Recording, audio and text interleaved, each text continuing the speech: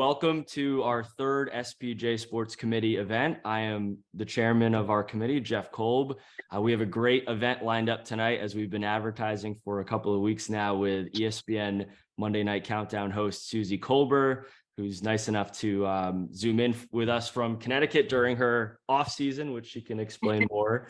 Lauren Vassallo, a producer editor at ESPN, who's the vice chair on our committee, will be mostly leading this conversation tonight. For those familiar with our events, you know that we want to make this interactive. We want to take as many participant questions as we can. If you have a question, use the raise your hand feature and turn your video on, please. And when we come to you, just say your name and your title first and let it rip. And we'll have a great conversation with Suzy tonight. With that, I want to turn it over to Lauren. Hi, everyone. Thank you so much, Jeff. So as Jeff said, my name is Lauren Vassallo. I am a producer editor at ESPN. So I was very grateful when Suzy responded to my emails last week about trying to get someone on for this month. Oh, and look, we have a new participant. Cooper is here too. Hi, Cooper. So we wanted to originally share a video with you guys that Suzy actually sent to us, that the NFL Films team created, just a 7-minute little video going over Suzy's life, really, and career. But unfortunately, we were having some playback issues when Jeff and I were testing it out. So we can send that video in the chat. But I was really fascinated watching that video and learning so much, Suzy. So I just want to, let's start from the top. Tell us a little bit more about your passion and your love for football, and where did that come from? Yeah, I think the point of the video was, how can you tell someone's love of what they do is truly genuine? And mine started as a little kid. For whatever reason, football was in my soul. And at 8 years old, I convinced my mom to buy me a helmet and pads for Halloween. And shortly after that, I told them I wanted to go out for our district Pee Wee football team. And this is in the 70s. So going back to then, it was pretty unheard of for a little girl to want to play organized football. And the first year I showed up, they told me that I was late for registration, which wasn't really true. So the next year I was extra early. And I went through all of the tryouts for the 10-year-old team. And I was always pretty athletic. And I really, really wanted to play. And the coaches saw that. And the coaches were willing. And the little boys, once they saw that I could really play, they were on board too. But it was incredibly the parents of the other players who wanted to shut down the league if I played. And we fought for a while, but my feeling was I didn't want to take away the season from all these 10-year-old boys just for me. So after a fight, we fought through the summer. After a fight, I stepped away. But it was heartbreaking for me then, because all I really wanted to do was play. They accused my parents of wanting publicity and pushing me into it, which was about the farthest thing from the truth. And the way I've looked at it, through the years is, in the end, I had a longer career playing football than most guys or men do playing football. And I really wanted to be the quarterback. And as Steve Young, who's a Hall of Famer, who sits next to me on the set Monday nights, has said a number of times, I'm the quarterback of this team. So I've been able to, enjoy the game and be up close on the sidelines and at the stadiums for many, many years now. So in the end, I won the battle. But that's sort of the long and short of that story, is that I was one of the first little girls to play organized football, definitely in Philadelphia, where I grew up, but possibly in the country. And it was kind of foreshadowing what the rest of my career would be, hanging out with the boys. Have any of the parents that were fighting to not have you play, have any of them reached out to you since then to be like, wow, we messed up? No. worth a shot. Yeah, message, you think? Yeah. Well, you know what? You don't even need it. Like, you could just let them know. Like, they see what you're doing. They know. Just to jump in on that, Suzy, I know one of the moments that I loved from the NFL film story was Andy Reid. You were doing a talk back with him, and he made sure to let the rest of your crew on set know, hey, Suzy played, and if they give you trouble, hit them above the knee. How have people within the NFL circles learned about your playing career, and what do they think of that? Yeah, well, I think that's, it's instant credibility that they all know what the game means to me and for how long. And I always really appreciated that Andy Reid, of course, has now won 2 Super Bowls, and he was in Philadelphia for quite a long time. So he's sort of got the connection with the Philly girl and from Philadelphia.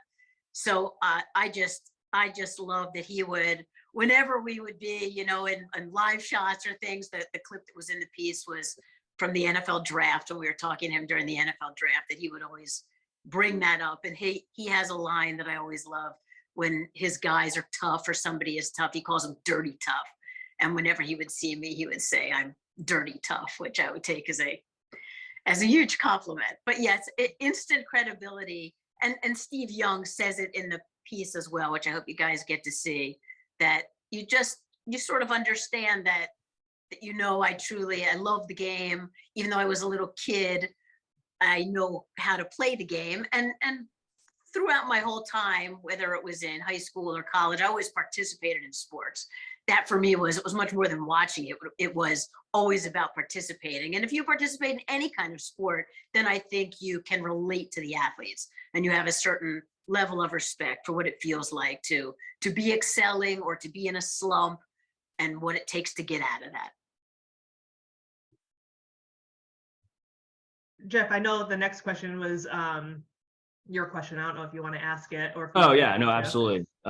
We can go in any number of directions. So I guess maybe one natural next direction to go, Suzy, is so playing the game. Obviously, you have a natural foundation of understanding some X's and O's and things like that. But still, I think for anyone that hasn't played in the NFL or at the highest level, there's some learning from our side of it to be done.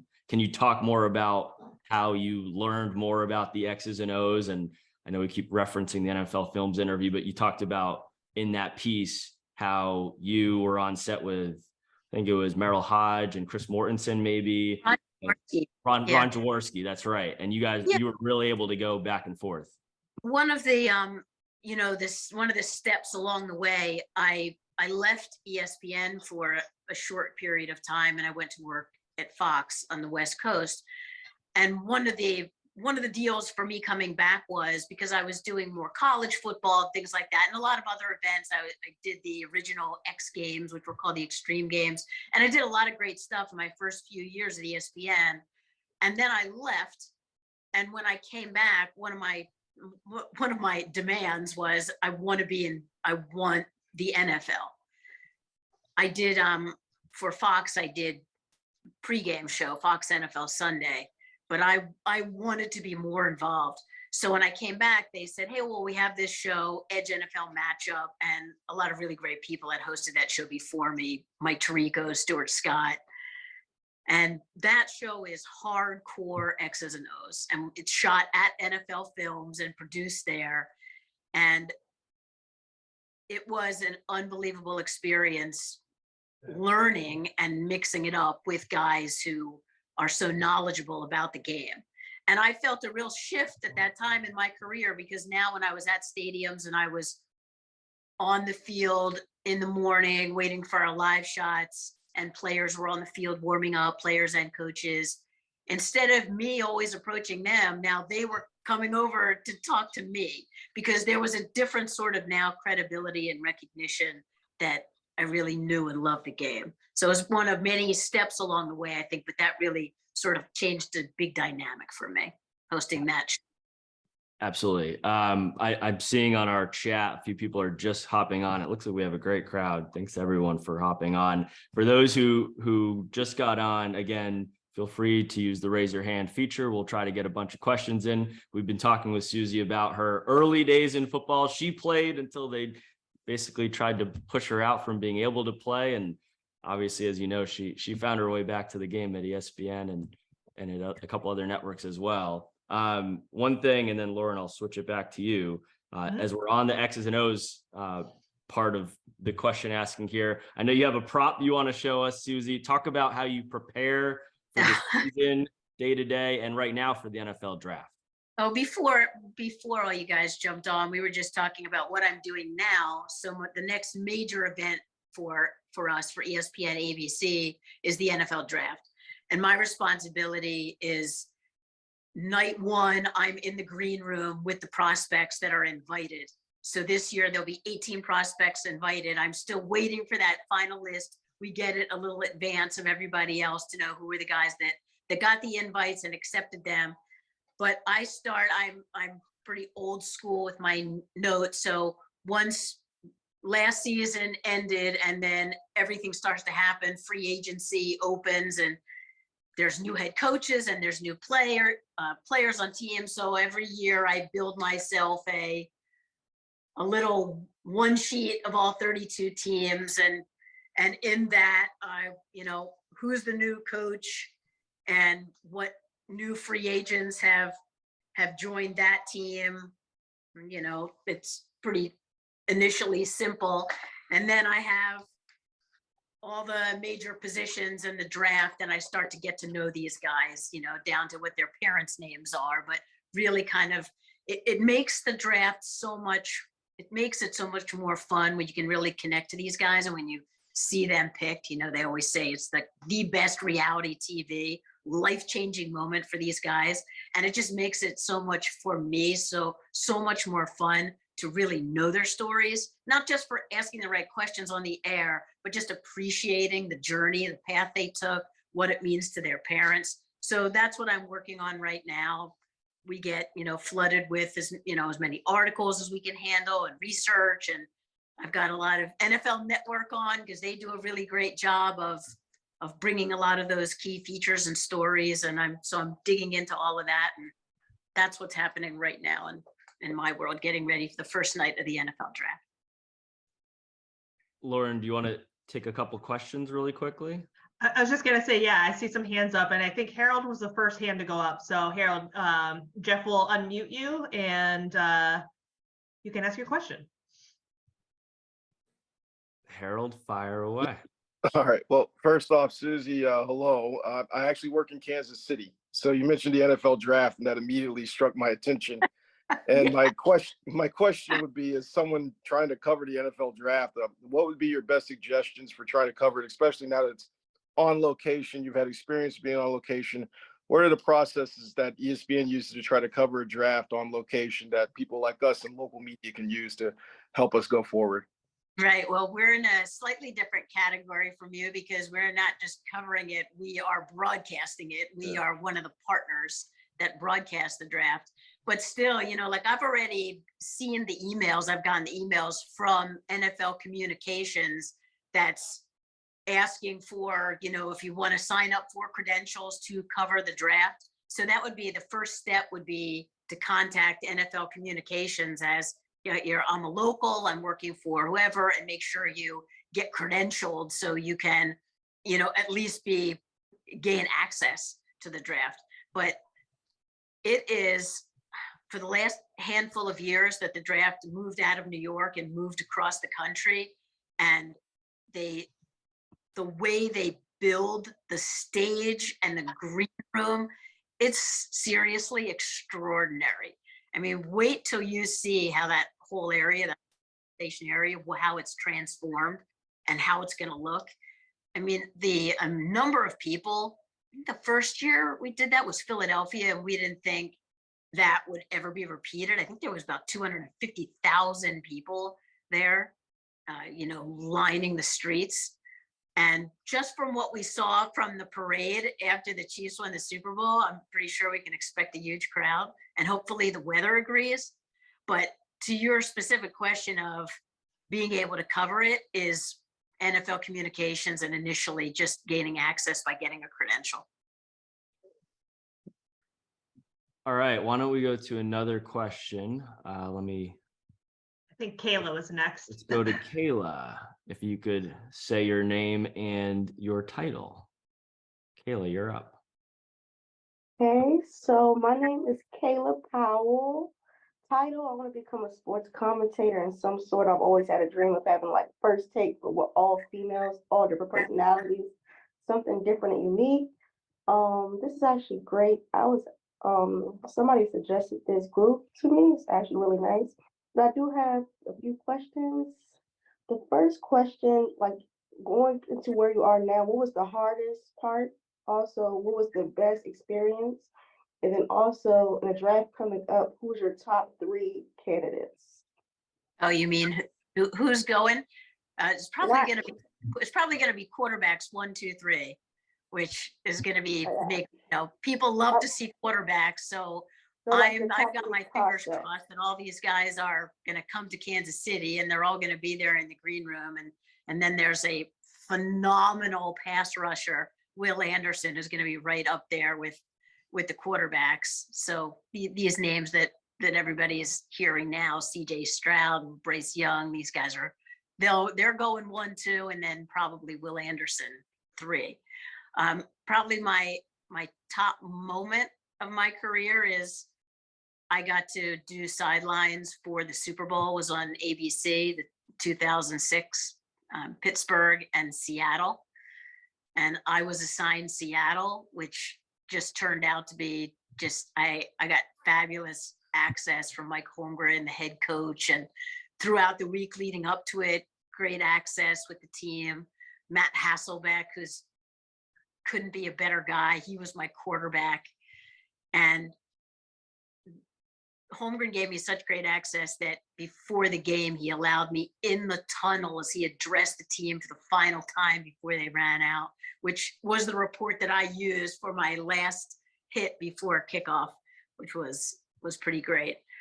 I would say in terms of challenges, it probably more on the personal side and the sacrifices of my life and that type of thing than really the profession. I was I never felt, even going way back in the beginning of my career when there were just practically no women around, I never really felt out of place, just because it was so much a part of me and my soul and how much I loved it and could speak the language and felt a part of it, that I never really felt like being a woman in the business was something that was different in a challenging sort of way. I kind of enjoyed the journey in that sense, and it never held me back. And I would certainly like to think that today there's more and more opportunities, and and less people are even thinking that way. Suzy, I'm just going to jump in real quick, and Grant and Reed, I see you guys have your hands up, but I have a question that I had pre-prodded, if you will, kind of going off of what you just said. So it's commonly known how difficult it is for women to gain respect in the workforce, especially in this sports and male-dominated field. And you've clearly battled this stigma since childhood with parents, not letting you play with the boys in the football league. How have you been able to overcome these biases, and what are some suggestions for other women who aspire to be a sports journalist? Key is that it wouldn't necessarily just even be for women. It's an incredibly competitive business, obviously. So the key things, which go back to, here's my love of the game, is being genuine, because people can see through if you're not. Are you doing it for the right reasons? Do you just want to be on TV, or do you truly love what you do and want to cover sports? Nothing replaces hard work. Are you willing to outwork everybody and anybody? Because again, it's so wildly competitive. You better be willing to work harder than everybody else. And I think going all the way back to the days where I was at the University of Miami and I was an intern at one of the local stations, and news director would see me there, and say, what are you doing? Are you working are you doing a split shift? No, I was actually here in the morning and I'm still here at night, because I was doing anything it took to get my foot in the door. And as it turned out, they gave me a producer's job after I graduated college. So the work ethic worked. And then the next thing would be respect.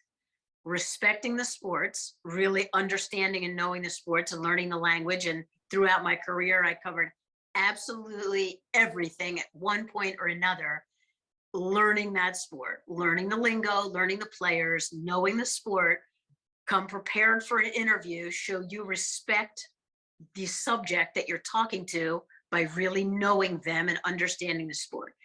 You respect them, and then I think there is a natural mutual respect that comes back. So I can say that I don't ever feel like throughout my career there was, in terms of being on the air, a disrespectful moment.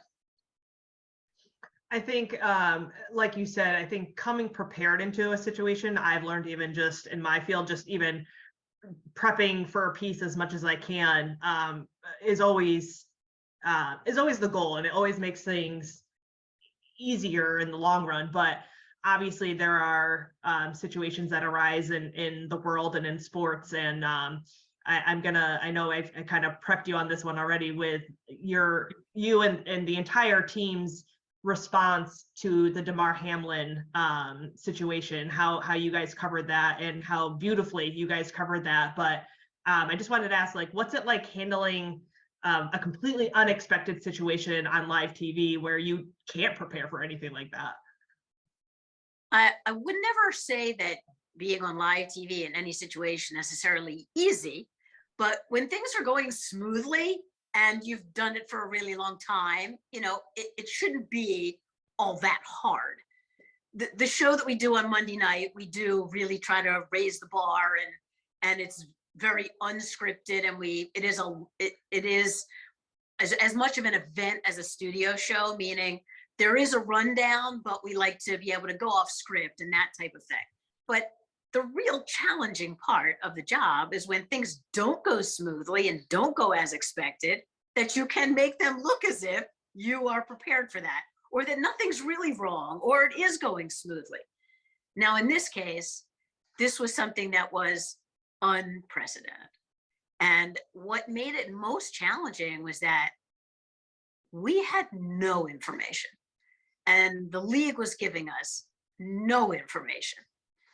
And we're back in the studio, and we're really just trying to help out, everybody, just to give them a little bit of a breather. Joe Buck, Troy Aikman, Lisa Salters, who handled things so beautifully on site.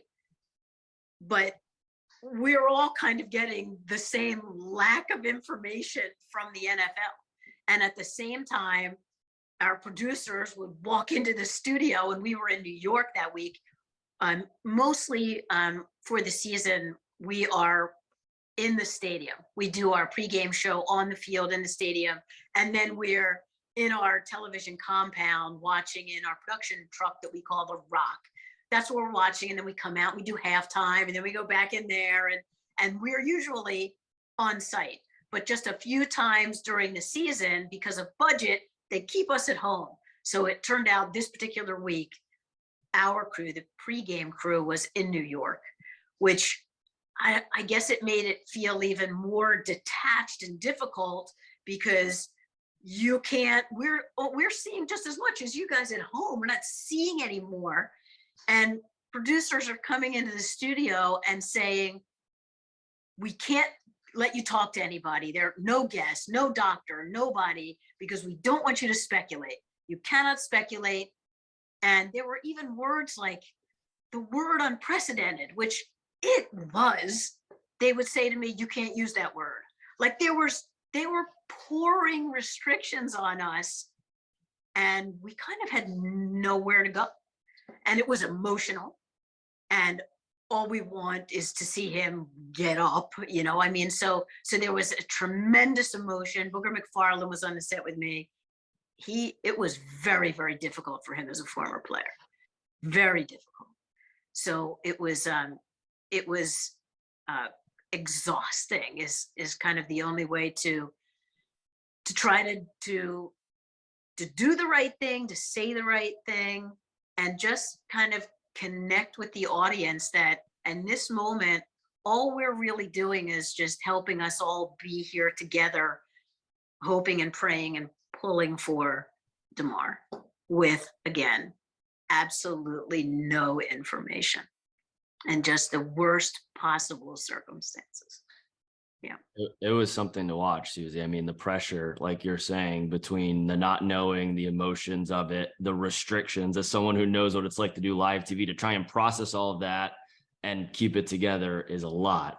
I'm sure we'll have some more questions on that. Let's get to a couple more questions. Let's go to Haley. Hi, Suzy. This is such an honor for me. I'm the team reporter for the Dallas Cowboys, but I actually just moved here from a station in Miami. So I feel like the stars are aligned in us meeting. Connection. I just kind of wanted to ask you about making that next step, because obviously I'm still pretty early in my career. I'm about 5 years in now, but one of the things I'd really like to transition into more is being more of an analyst as opposed to just like, the talking head or the token woman. I'm really blessed to work with a lot of gentlemen. Jeff is one of those guys that I see all the time at the Star, but I'm really blessed to work with a lot of guys who are helpful in me, improving my football knowledge. But what would you say maybe is a way that you were able to kind of take that next leap so that the way you speak about football is a little bit more than service level? Yeah, and the great example of that is Mina Kimes, who's carved this phenomenal niche as a true analyst. And I think she, it's not just analytics, it's really knowing and understanding the game. And I would say too, just like for me earlier in the career, I wouldn't say that I am hardcore in the sense of analyst X and O's. I understand the game, but I really try to educate people more in a sense of information related from coaches and players. And that's kind of my niche, I would say, that I'm not very good at BSing on the air. I have to really not only have my info, but have it confirmed from players and coaches. And you can read a billion quotes in the newspaper, but until you have that confirmed from a player or a coach, I typically would not say it on the air.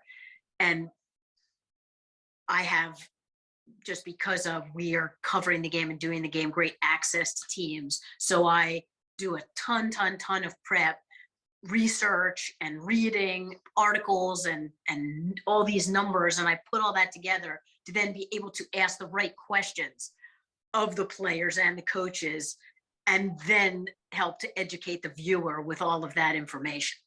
But I would say I love the idea that you want to be an analyst, which is great, and we don't have enough women who are doing that. And it would be to make sure you align yourself with somebody. Maybe there is a particular coach who could be a great mentor. And I know there's lots of great guys around that Cowboys organization to, hey, I want to take my game to the next level. What can I do? Can I hang with you? Can I hang in meetings? Can I watch film? Anything like that, just to be able to take your knowledge to the next level. Let's go with Thank another you. question from Reed Becker. Reed, you're up.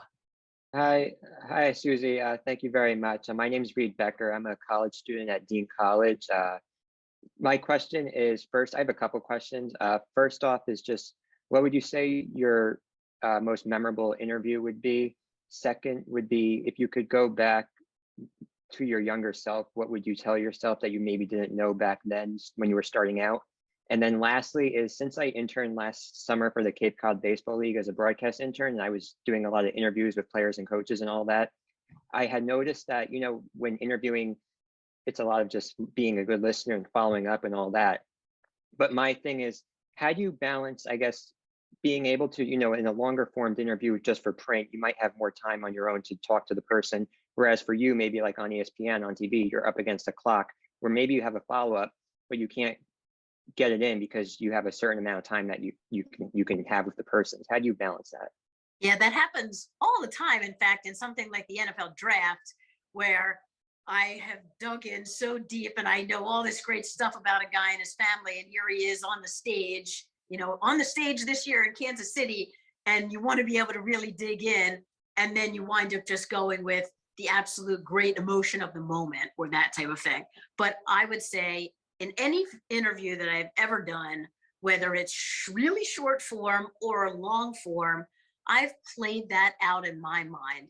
I've kind of in my mind choreographed the interview so I'm prepared for quick answer, long answer, what would be a good follow-up. So it all sort of is there and feels natural, but then you've really got to listen for the follow-up. And sometimes the shortest follow-up is the better. Why? And it's so key to ask open and neutral questions. And it's never to make you, the interviewer, look smart. It's to get the best out of the person that you're interviewing. So you can't really have an ego. You're not trying to demonstrate how much you know. You want to get the best possible information out of that person. And then also to not be afraid to put the responsibility of the interview on the person you're interviewing. Because oftentimes if you ask a question that is more neutral or open-ended, they wind up giving you a much, much better answer. And they'll take you where you hope they would go on their own.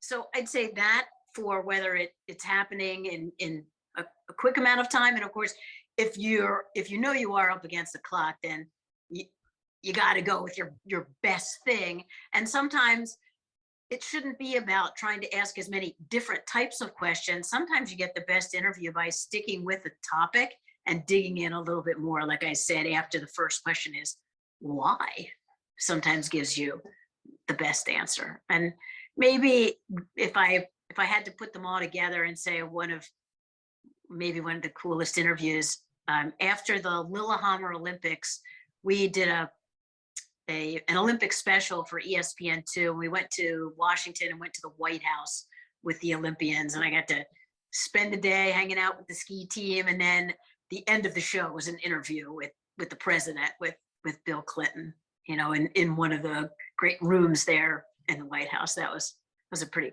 cool experience. Very cool. I just want to, I still see it. We have all your hands up. I just wanted to piggyback off of that answer and a previous answer. Going back to, you're interviewing these players and coaches, and you're building relationships with them and with GMs and building your sources. How would you go about earning trust of those players and coaches? And what's your advice on how to create those connections? The best relationship building happened for many years at the NFL Scouting Combine in Indianapolis, which is, for many years sort of like spring break for coaches, where every staff, the whole staff, all of them are there, and they're there for the week. And when they're done their work, they want to let loose, and being able to hang was a really big part of it. Being able to hang really late night until the lights come on at the bar, and then be up first thing in the morning and be on the air. And I think that more than anything is, and you know what? Most of the time you're not even talking football. You're just getting to know these guys. And so there's a lot of trust was built in that type of environment. Right now going on to the NFL owners meetings, and that happens every year, and all the head coaches and the general managers, all the front office, they're there, at some very nice hotel, and same kind of thing, just very casually hanging out and getting to know them on a different type of level. And when you build real relationships, not just based on work, like in any environment, in any job, and anything you do, your team, you get to know people outside the office. And I think that's been one of the really key things to all of this, is getting to know a lot of these people, and then delivering with, we're not necessarily talking football, but a lot of information gets spilled, and knowing how to handle that and earning trust in that way. And for many years, our access, because we do what's called production meetings before games, and I was on the sideline for 10 years. So I'm in these meetings with the head coach, the coordinators, the stars on the team, and we can ask them anything we want. And a lot of that information is for public consumption and a lot is not. It just gives us great background and knowing what to use and what not to use. And that also builds a tremendous level of trust that, you know, I've been in those meetings now for over 20 years and knowing, you know, how to protect these guys, what to say and what not to say. It's a big part of the trust, the relationships, and the credibility. How do you decide like whether you could report something or not? Is it just like your own moral code and ethics, or like do they say like this is off the record, or like a little bit of both? Like how do you go about saying like, okay, like he said this to me, there's a portion of this that like I could really use, but maybe not? Like how do you determine like I'm gonna go with this or not? There is a little bit of both. There is occasionally someone will say this is off the record.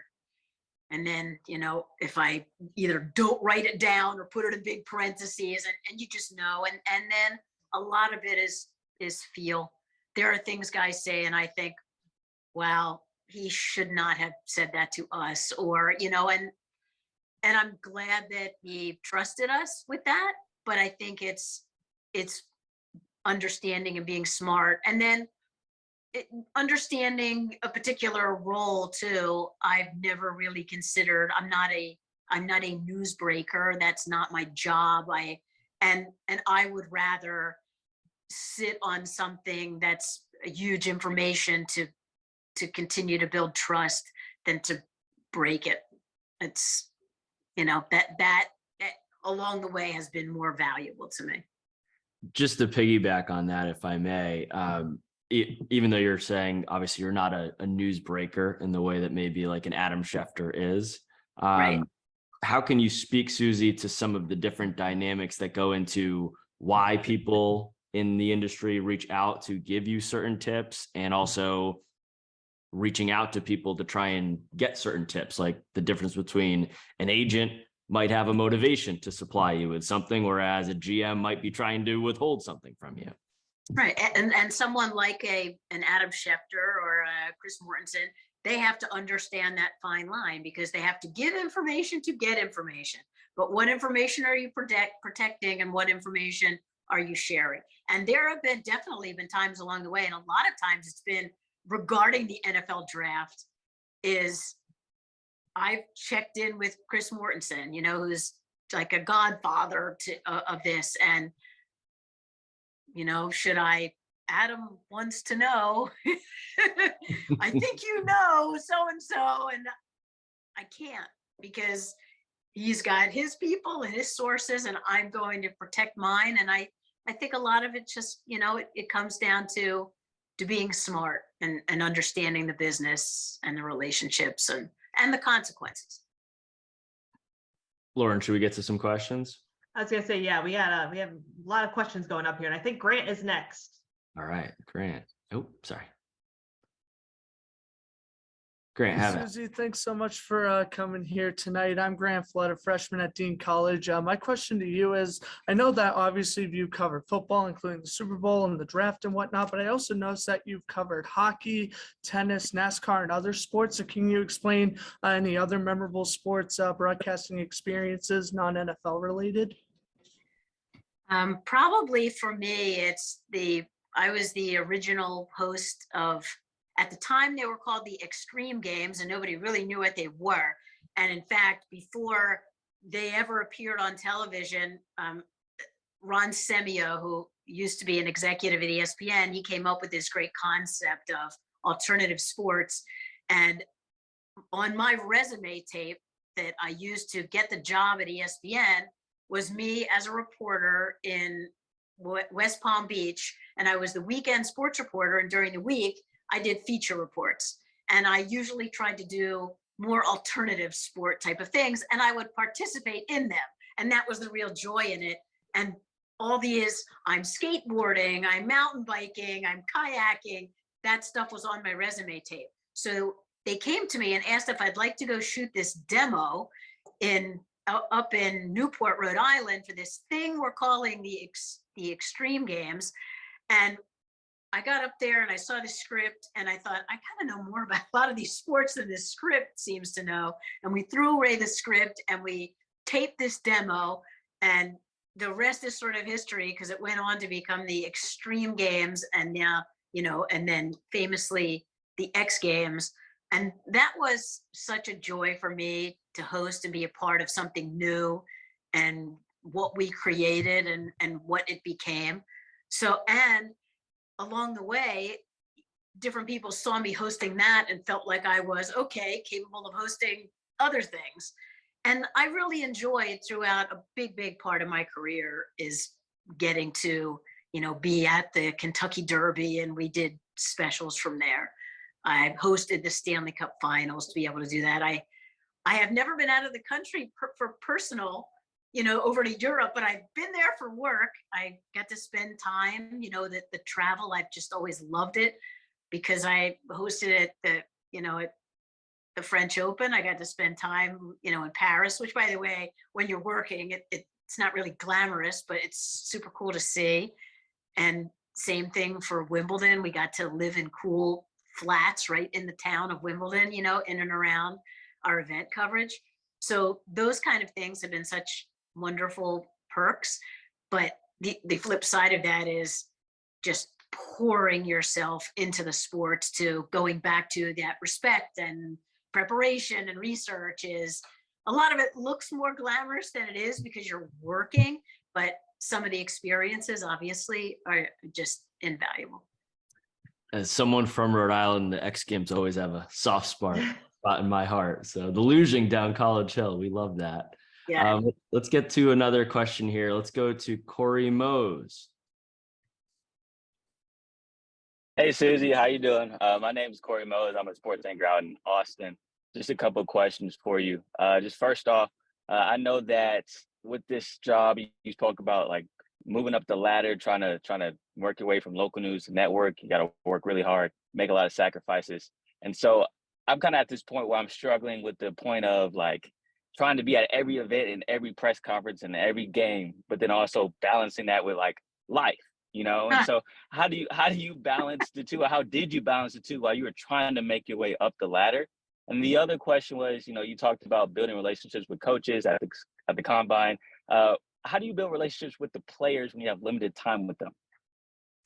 I'll give you an example of the most limited time, let's say the draft. And I think even though my interview on the stage is going to be brief, I think it's going to be a better interview if they already know me, know my face. I'm not taking for granted that any of these guys watch the NFL or have seen me before.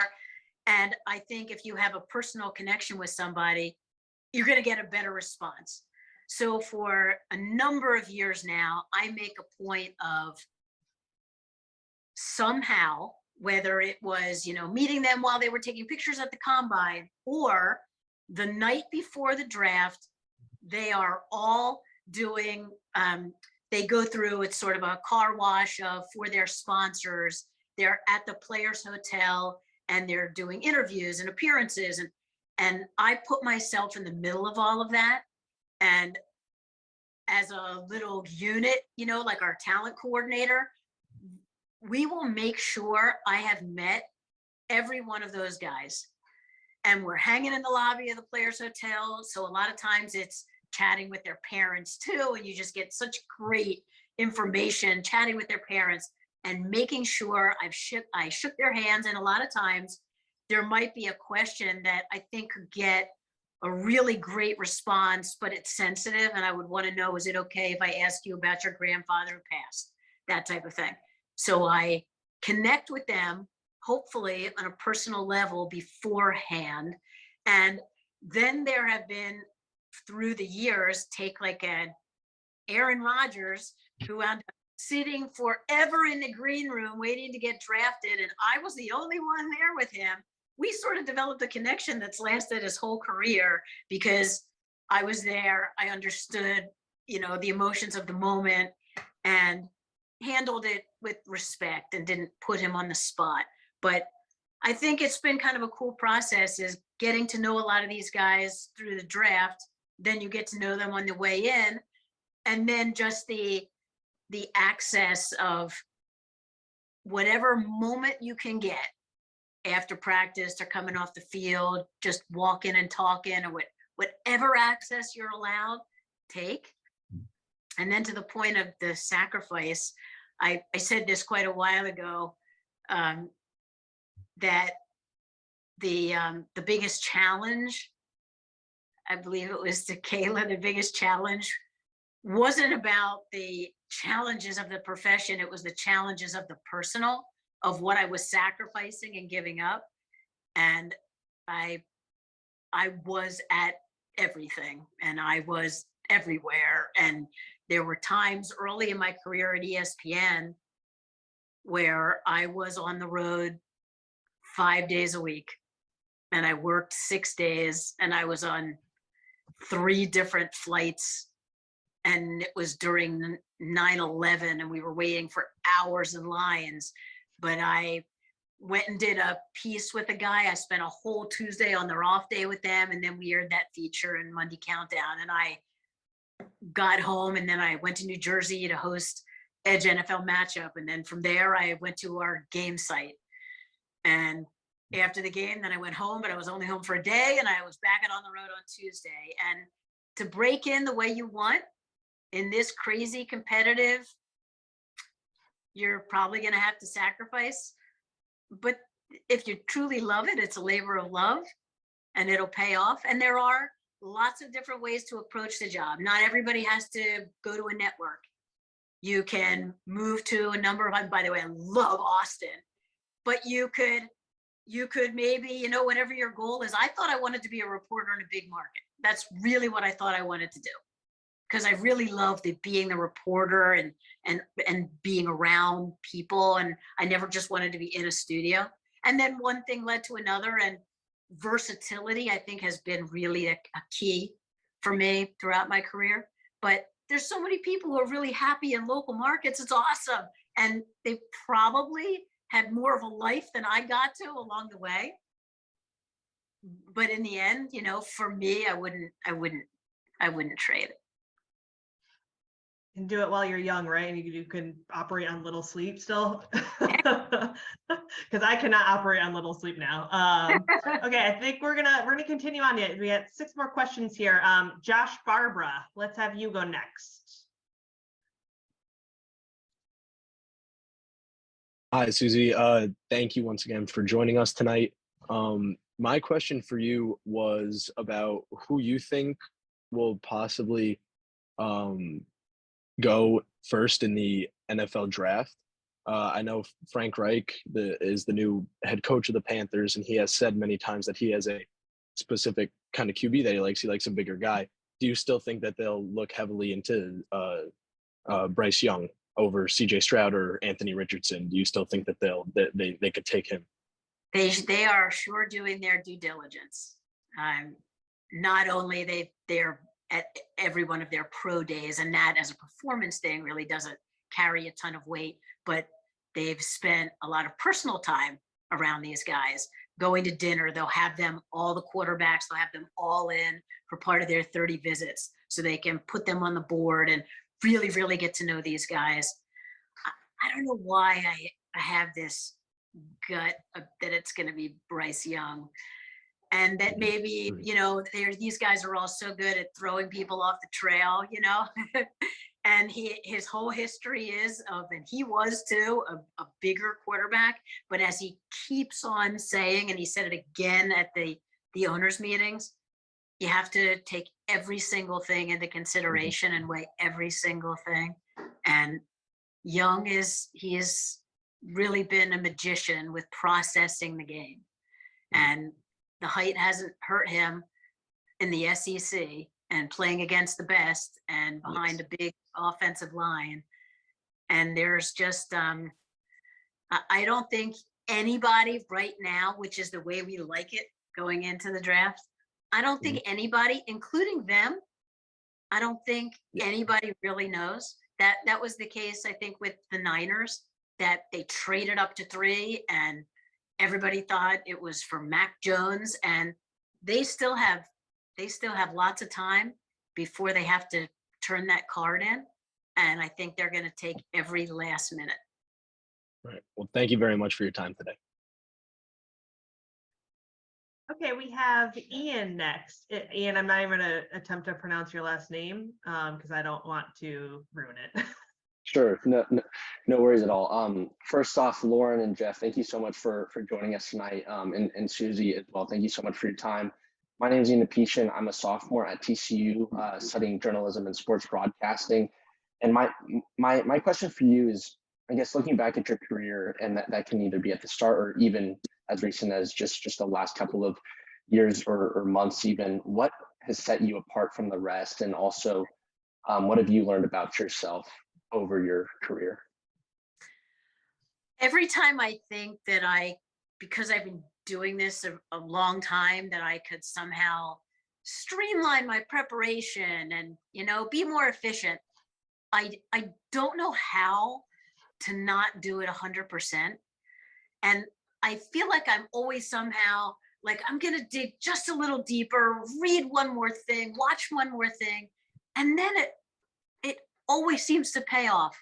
That's the one thing that on the fly, the information I needed or I use. And I just don't think there's no substitute for working hard and being prepared.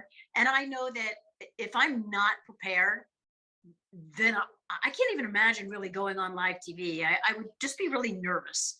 And there's sort of a calm about knowing that you're ready to go under any circumstances, because, the show we do, as I mentioned, is we try to be as unscripted as possible. So to be as prepared as possible in every different way, that's never really changed. Through the years, as we've interviewed like guys like Tom Brady, who said like he's better at the game today and he can have a family and still prep because he's more efficient at it. So I think in certain ways, I guess, yes, but there's just never been any real substitute for the hardcore prep. And again, it comes back to really respecting the game and also respecting the audience. And for me, I think it's a combination of people see I truly, truly love it and enjoy it. And I do think that comes through on the air, and then also getting it right. And I had mentioned about confirming something by actually speaking directly to the people we're talking about. It's just so important. And especially now, there's so much information out there. It's so important for all of you. Get it right. That's what will set you apart. Don't be first, be right. It's much more important. Suzy, I have a question about what you do nowadays with Monday Night Countdown as the host, as the person steering the ship. Can you talk about leading the team, leading these guys like Steve Young and RG3 and the other people on your set, and building the chemistry, how you make them comfortable at their job? Well, one of the things too, I'll say that I'm proud of, because of my background, and before I was ever on TV, I was a producer, and I loved that. I really love that whole angle of producing and the creativity of it and the editing. But also versatility in this business is so important, that because I was a producer for many years, I understand and I've seen the inner workings of so many different things of what it takes to put a show on the air. And I'm very much a part of putting the show together, of the elements that are in the show. And I write everything myself. Nobody's writing anything for me. So I think that's a really important part of it. And listening to the guys. And again, as the host, it's my job is to make them shine. And people want to hear from these guys. And it's my job to put a bow on a thought, to get them where they're supposed to be, make sure if they're going to talk over a tape that they can easily get to that tape, to know the points. We spend, when we have major stories in our show, first as just a production team without the other guys, we spend a lot of time. We meet during the week, and then we meet again on Monday mornings before all the other analysts ever get on with us. just to talk about what if this scenario, when Tom Brady comes out of the tunnel, depending on when he's coming out, what should we be doing? What should we be talking about? Just so we kind of have all the bases covered. And then we have another meeting in the afternoon where all the guys are on, and I get to hear more of the angles that they want to take, what's important to them, and kind of being able to put all of that together, helping them to be their best is what my job is. Let's get to some more questions. How about Molly Golden? Molly, you're up. All right. Hi, guys. I'm Molly. First off, I want to say hi, Lauren. Thank you for inviting me to this. I'm so happy and honored to be here. I'm actually in high school. I'm a junior in high school right now. My question is, I'm just starting my college process right now and applying and making my list. So what is your best advice for a girl who wants to go into sports broadcasting, about to enter the world of college, who's going to go in and study that? Yeah, pick a school that has a great program where you can be really, really hands-on. And a lot of schools have great programs now. When I was just getting into it, University of Miami, which is where I went, had a good reputation, school of communication, but the cable station was just launching. We didn't even have faculty overseeing it, which in a sense turned out to be kind of cool because we were doing it all on our own. But even a program like that now is, so I would really sort of dive into, what's the market like? What would you be able to cover? How much digital do they do? Because you've got to be able to mix that whole package together now. How much will I be able to, be on camera? What are the facilities like? All of that type of thing. Will there be what are internships in the area offered? That was the most important thing I did. And what you have to do in this business is an internship. You've got to be able to get your foot in the door and be doing stuff in the real world. And I wanted to share this with you guys because I thought it was cool. The other night I caught up for dinner with, his name is Fred Gadelli, and he's in this business. He is like one of the best producers. He produced Monday Night Football, and he has produced Sunday Night Football for years. And he just stepped back he was the one behind the launch of the show on Amazon this year. And now he's more of in an executive position overseeing both Sunday night and Thursday night. And we were having dinner the other night, and he was talking about that they had 5 entry-level positions for the shows, and they had, hundreds of candidates. And he said it was really hard narrowing it down because the students now, had such attention to detail. Like, they knew what every different network's broadcast looked like for games, and just what made each one different and individual, and font packages and the way announcers were. It's so competitive. And I said, like, how did you in the end, how did you even choose? So I would say, make yourself as versatile as possible. And he also had said his daughter is at Syracuse, which is a fabulous school for broadcasting, that he said to her, I would rather you at this point, this is like a very insider thing for the broadcast business.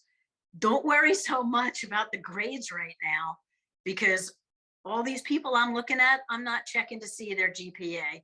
I'm checking to see their experience. There is nothing like experience in this world.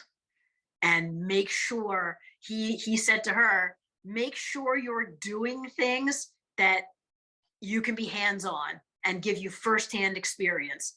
And there is nothing more important than that. So Molly, at your point right now, you got to get into a school, you need good grades, you need all of that. But as the path continues, make sure for this business that you are getting as much experience as possible. And Molly, I know that you were already looking at Emerson College, but I'm just going to plug it because me and Jeff both went there. John Rook was a professor there. Great school. So we have 4 questions left, and we're just going to power through these and then let Suzy be on our way, because we're already about to go over here. So thank you, Suzy, for hanging out a little bit longer. Ronnie, let's go to you next. Hi, Susie. Thank you for taking the time to listen to us. So my name is Ronnie Martin. I'm a junior at Wayne State in Detroit, and I've been doing freelance sports reporting for about 9 months now. And I'm currently getting my first experience in broadcasting, covering baseball and softball for Wayne State. So I'm basically just wondering, what's the best piece of advice you would give to someone transitioning from reporting to broadcasting? Be ready to, as I'm sure you are, be ready to move often. And I'm imagining, you're shooting yourself now. Are you? Yeah, pretty much. We have a very small setup at in the booth.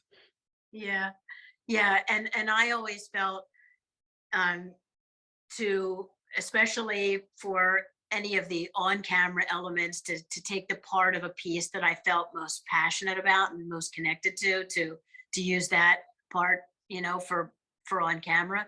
And then again, it goes back to the versatility part. Be open to doing absolutely anything to get your foot in the door or to gain experience, because all those types of things will pay off. And you might think, well, that's not the exact road I want to go down, but I think in the end, that part of it will really pay off. So just be open-minded about where you're willing to go and what you're willing to do to be able to eventually fulfill what you really want to do. Thank you. Okay, we're gonna go with Justin next. Justin? Hi, Susie. I'm Justin Hill. I'm a sports broadcaster major at Dean College.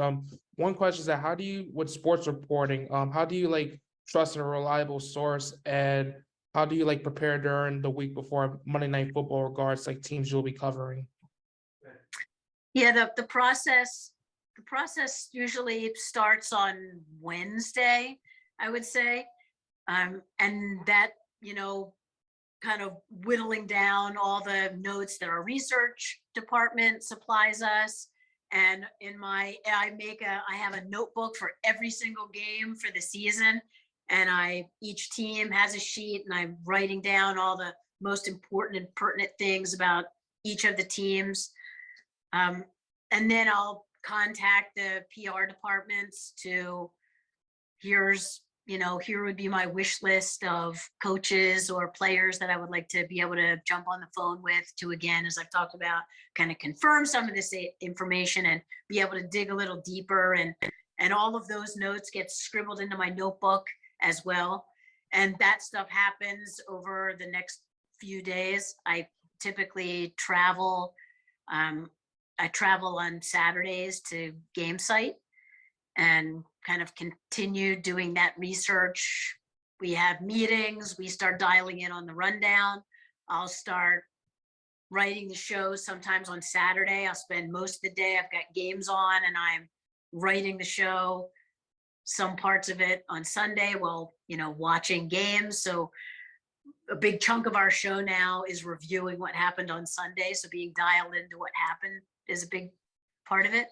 Another meeting on Monday morning to sort of finalize the rundown. And then I'll do, throughout the whole day, I'll be jamming on the rundown and get all of that in. We have that next afternoon meeting with the guys, final tweaks of it. And about an hour before I'm gonna head to the site, which is usually about 3 hours before the game, I'll tell the guys, all right, ready to print. You guys can go ahead and print my script. And then we all meet up in this production truck in our compound at the stadium, and any final tweaks or talk about things. Adam's always got some breaking news, and then the entire rundown gets thrown away because major, and we scramble and rewrite and whatever it takes, and then we're on the air at 6. So I think people would be surprised. And then, for many years I did the games. I was on the sideline. We travel on Tuesdays, but the work week starts on Wednesday. And on my flight home, I watch every single show I have done. I never don't watch what I've done because I'm still critiquing myself to try to get better. So anything I've done on the air, I've watched. And all of us in our production unit, we all watch the show, and we take notes on it and we discuss what can we do to be better. And that's a big, big part of it. But the game crew and us pretty much start on Wednesday, and we're on the air on Monday night, and we fly home on Tuesday, and it all starts again on Wednesday. So it's a full week's work to put that game on. Thank you. Okay, it looks like we have a Patriots fan coming in hot, so let's go with Mike Fink. Funny. I'm not a Patriots fan, just it's March 28th, so I wear the shirt. Funny. That's clever. Yeah. Sorry for keeping you late, Suzy, but well, you mentioned versatility a bit, a lot, and I'm starting out. I'm in my third season writing about the NHL, and the struggle is trying to be versatile and do a lot, know a lot about a lot, but also you want to hone in on a niche and you want to be very good at a specific thing at the same time, which is also something that like you're told. So how do you balance the two? So like I read about the NHL, like trying to hone in on a specific category of let's say writing or covering a sport or covering a specific sport versus being like doing a lot of different things but not doing them as well. How do you balance especially starting out in your first few years, how do you balance those out? Or what advice would you give to someone who's trying to balance those out? Right, because in your position right now, it's easy to say, well, what's expected of you to do the job that you're doing right now really well? And that would be to narrow your focus and hone in on a particular sport. But I'll give an example of when I was at ESPN. I'd been there for 3 years, and I was offered a job at Fox to launch what was supposed to be the competitor to SportsCenter, Fox Sports News. And the concept was really great. It was going to be all these regional sports networks that all sort of merge and come together. And when your game ends, you go to the studio, and we were the studio. But it was all of the major sports and all of the regions across the country. And I don't even know now, like given how many brain cells I have left, which is not a ton left now, how I prepared for all of that. And I guess at the time it was knowing just some of the main things. Like there's no way you could possibly dive into the intricacies, and there's so much more information available now than there was then. But it was, we would get packets like this of all the basketball teams and hockey teams. Like, are you kidding me? To be able to talk intelligently to a local audience when their game ended. So there's been so many times throughout my career where I felt like I had to know a little of everything, and it's kind of impossible. But again, serve who you need to at the time. Be the best you can possibly be for what you're doing, because all that other stuff you can cram and then dive into it, submerge yourself, and learn the sports you need to. But be really good at what you're doing right now, I think, is probably the most important thing.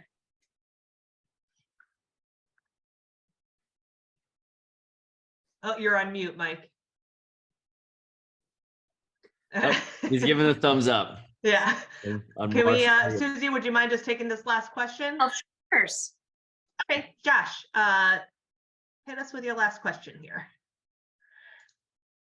Sorry, I just wanted to ask one more question. I heard you mention how important internships are, and so I'm currently only just a freshman at Dean College, but I was wondering if this could go for Lauren and Suzy both together.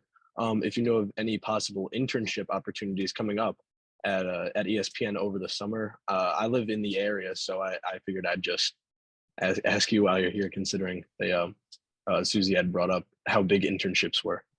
Well, interesting, and I'm curious what Lauren says about this, is through the years, I never recommended interning at a place as big as ESPN.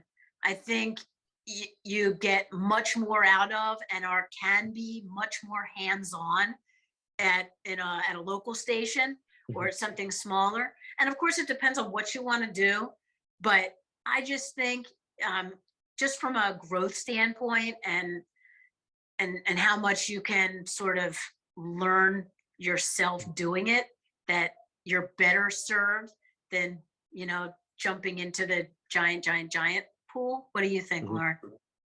Yeah, that's actually a really interesting train of thought with that, because I never thought of it that way. I didn't intern at ESPN. I mean, I entered there when I was well into my 20s. So I don't really know what the internship process is like there. But I do know people who have interned there, and because of that, they've actually gotten hired right out of college, because they have had, their name is kind of already in the system. They know that they've been there. They've kind of networked a little bit. So I think, as Suzy said, it might be beneficial to get, if you're still early on in college, it might be beneficial to have maybe 1 year, have an internship at a small station, get your feet wet and learn some things one-on-one, and then maybe hope for, the following year to get into ESPN. So that way you can start networking that way. But I would say, if you want to email, I see Jeff is including some ways to stay connected with Society of Professional Journalists in this sports committee. There's a Facebook group, and he also just added the email that you guys can all email. So Josh, I would say email Jeff, and then Jeff, if you could email me his email, and then that way we could stay connected. And then if you see an internship pop up, let me know, and I can see what I can do. Yeah, part of it is, what's the ultimate goal of what you want to do, and I don't. It's obviously a number of years ago for me, since I was interning, but a really key thing for that was in the Miami market. Some stations were union and others weren't, and union ones, we couldn't, you couldn't touch a thing as an intern, but the non-union ones, they had us doing everything. So that was a really big component, like what I've said, even, like for Molly, like choosing a school and choosing a market, and how much will they really allow you to do? How much you're going to be able, because again, like just nothing like actual real hands-on experience. I will say that's, even when I first started, I remember a lot of people being like, I want to be on air, but it's really, really, really difficult to be a first-time employee at ESPN and just think you're going to automatically get on air. Unfortunately, that's not how it works. You take that path, like if you are, the associate producers who, you get a 6-month sort of trial and that kind of thing. That's, for entry level, awesome. But yeah, if you're thinking I'm gonna be on the air there, you're much better served. Yeah. No, definitely not. Definitely not. Yeah. No, I would agree with both Suzy and Lauren with what you're both saying. I think in my experience too, going to school at Emerson, I interned at one of the big stations in Boston, and I was at Celtics and Red Sox and all these things. But it was when I was at the Boston Herald and they gave me a camera and gave me a chance to go out. That was a better avenue. And I think in some of the smaller markets and smaller stations, they need more help and they're more willing to put you on the front lines. I think, like Suzy's saying, it's the experience, the experience that you want. So that would be my. And I think something that we should also recognize is no experience is going to be a bad experience. It may be challenging. It may be frustrating. It may be like, why the heck did I volunteer to do this? But if anything, you guys are young enough where you're going to be able to be like, okay, well, I did that and I hated it, so I know I'm not going to do that again, but I know how to do it. So at least I have that for my resume, and I could, put it in my reel or whatever. Can't limit yourself. Don't be afraid to, because somewhere down the line, it's going to help you. Oh, you know how to do that? You've done that before? Awesome. Well, this has been awesome. Suzy, I want to give you one more chance. Anything else you want to add? I know we covered a lot, and this was awesome. It's been, I thought the questions were great. It's been really enjoyable. Yeah. Well, so I know some people didn't come in right off the top of the hour or whatnot. This whole conversation will make its way to the SPJ YouTube page. So you can, if there was a moment that you liked, something you want to go back and watch, you'll have a chance to do that. I did post in the chat one more time the NFL film story. Make sure you go check it out. It's a great interview. It's really a great look into Suzy's journey. I want to also let everyone know that we have another event coming up next week. Someone that Suzy is very familiar with, one of her coworkers, Adam Schefter, will be joining us next Tuesday. So we'll let him know that you've set the bar high, Suzy. So, but we're really looking forward to that. That will be next Tuesday, 7 p.m. Eastern. Great. We'll put out a registration link. So we hope you guys will all join. But thank you so much to everyone for joining. And Suzy, thank you so much for giving us some overtime here tonight. My pleasure. It's great. Thanks. Thanks, Thank you, everyone. Have a great Suzy. night. Thanks, Suzy.